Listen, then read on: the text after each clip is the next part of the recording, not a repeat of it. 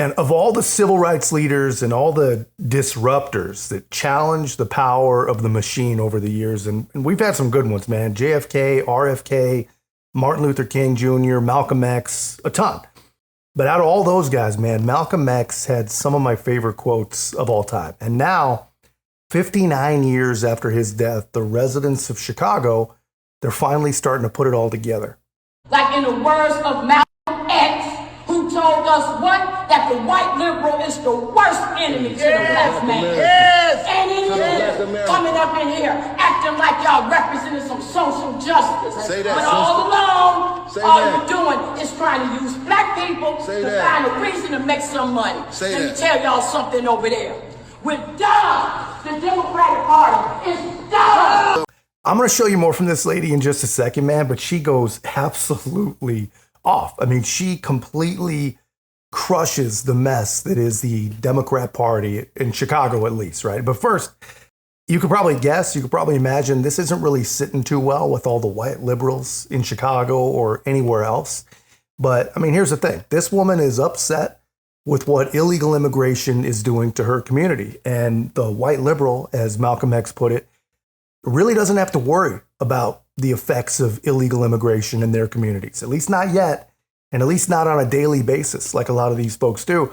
And there's this guy named Bob Avakian in Chicago, local Communist Party leader, which is freaking amazing, right? 2024, and we have local Communist Party members. But regardless of whether you agree with the guy's got a voice, the guy's got a platform in Chicago, and he says that black people should know better than to be angry about illegal immigration. They should know better. And if they don't know better, then they're just like Donald Trump. Avakian, Revolution, number 73. Black people hating on immigrants. Nonsense and worse from people who should know better.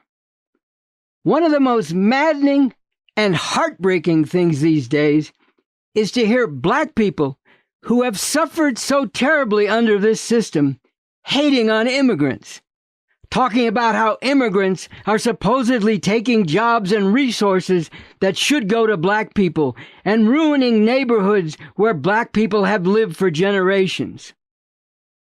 When I hear this, I can't help thinking about what happened when the mass migration of black people from the South took place beginning after World War I, a century ago. Coming into the cities in the North, black people were repeatedly and viciously attacked by racist white mobs, claiming that black people were taking jobs from white people, that black people were ruining the cities and just refusing to stay in their place. Sound familiar? The same thing happened after World War II, in the 1950s and 1960s, when black people were moving into segregated all-white neighborhoods or going to previously all-white schools, and they were often viciously, violently attacked by racist white mobs.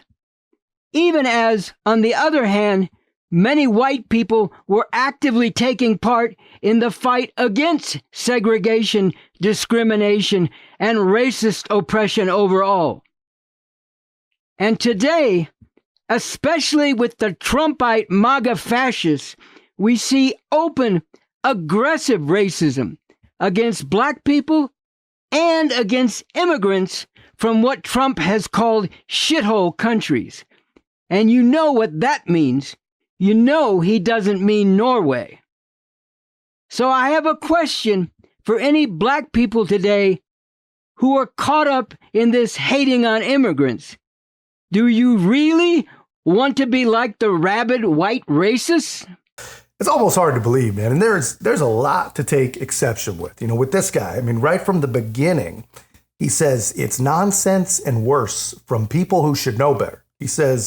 Essentially, he says that he's tired of hearing black people talking about illegals supposedly taking jobs and taking resources that should go to black people. But it isn't supposedly. There's nothing supposed about it. I mean, the city of Chicago has spent over $400 million on migrants, right? That's money that could have and should have gone to other legal citizens, regardless of what color they are, right? Just it should have gone to legal citizen. So there's nothing supposed about it. And then he tries to draw a comparison to black people themselves moving up into Illinois in the first place. I mean, he talks about how they were viciously attacked, and he's right. They absolutely were. But the problem is, no one is viciously attacking any migrants. Not even close. They're literally the most protected and cared for people in the entire city.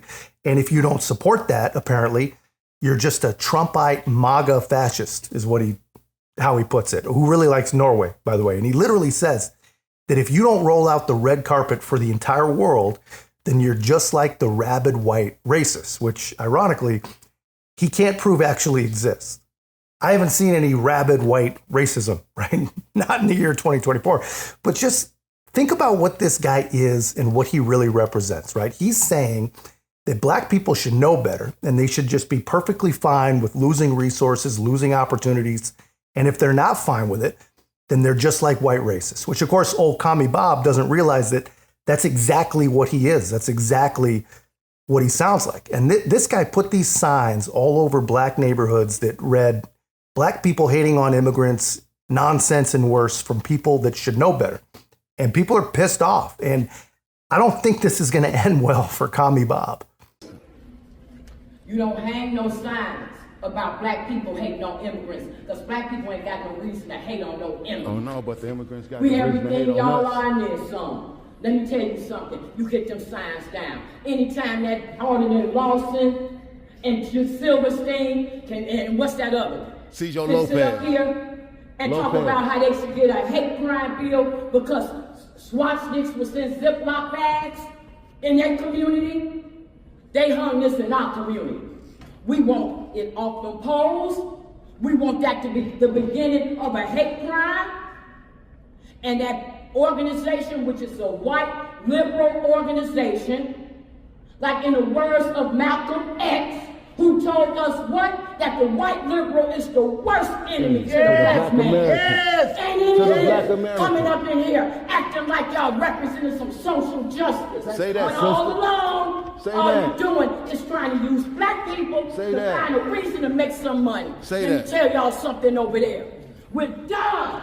The Democratic Party is done. You ain't gonna mess with us like Y'all this gonna no abuse more. us. I'm telling you what I'm They telling get to you. abuse the black Trump American. gonna come in here and gonna clean it up. I'm telling you, the ones that have a righteous heart, you leave the Democratic Party.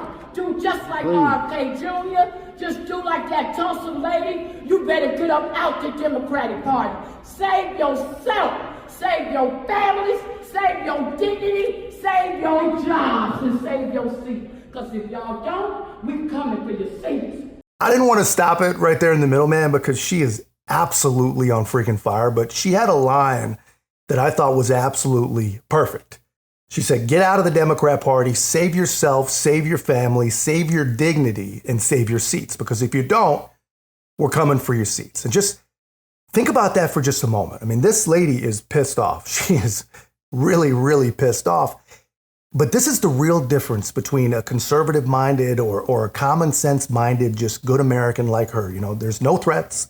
It's just business. Just do your job, fix this stuff, or we're going to make sure that you no longer represent us. It's that simple.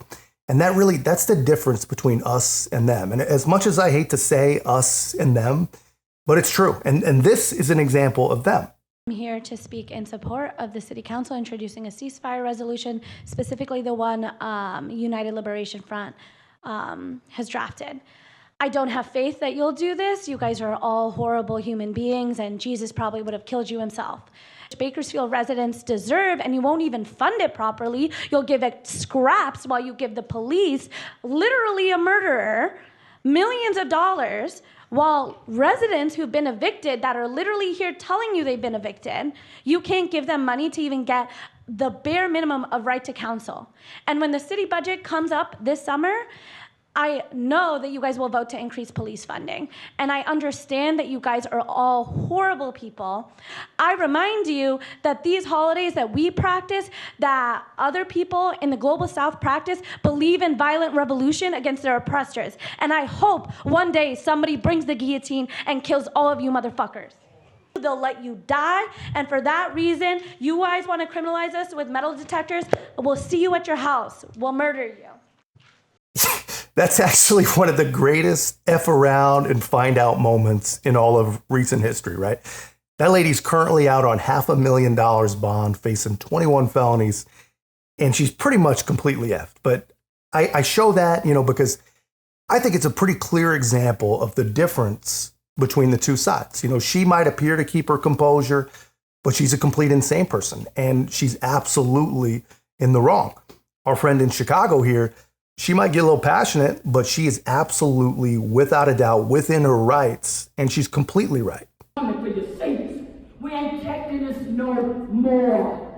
We ain't taking no disrespect from a bunch of people who have broke into the country and now have completely broke the city, have completely broke the country, have completely disgraced the United States of America. America is a disgrace. And for oh my God, what a solution. You give us a fake, black, cackling hand of a candidate with a vice president that's talking about he want to put tampons in the boys' bathroom.